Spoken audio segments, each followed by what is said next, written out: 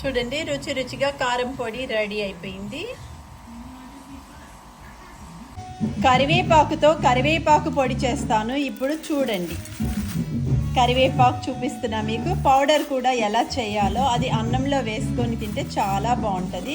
ఇప్పుడు మీకు చేసి చూపిస్తాను చూడండి.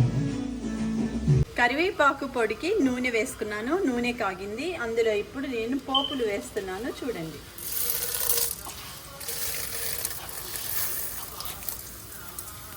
ఇప్పుడు ఒకసారి కలుపుదాం.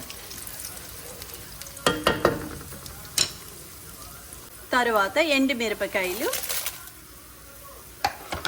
ఒక్కసారి శుభ్రంగా కలుపుదాం. కరివేపాకు పొడికి ఇట్లా చేసుకోవాలి. తరువాత ఒక చిన్న స్పూన్ పసుపు, ఇప్పుడు కొంచెం ఉప్పు,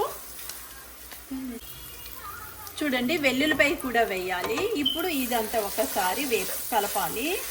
కలుపుతున్నాను చూడండి, శుభ్రంగా వేగుతున్నాయి.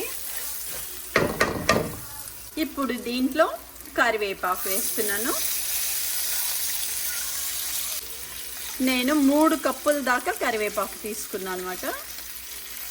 ఇప్పుడు దీంట్లో కొంచెం ఇంగువ, చూడండి ఇట్లా ఇంగువ వేస్తే దాని ఫ్లేవర్ బాగుంటుంది. ఒకసారి శుభ్రంగా కలుపుదాం.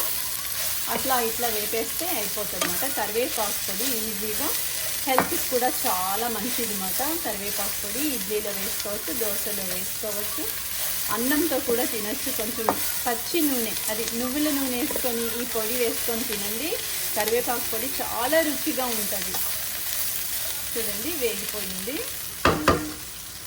కరివేపాకు పొడిలో కొంచెం చింతపండు కూడా వేయాలి. ఇంత తీసుకోవాలి అన్నమాట చింతపండు.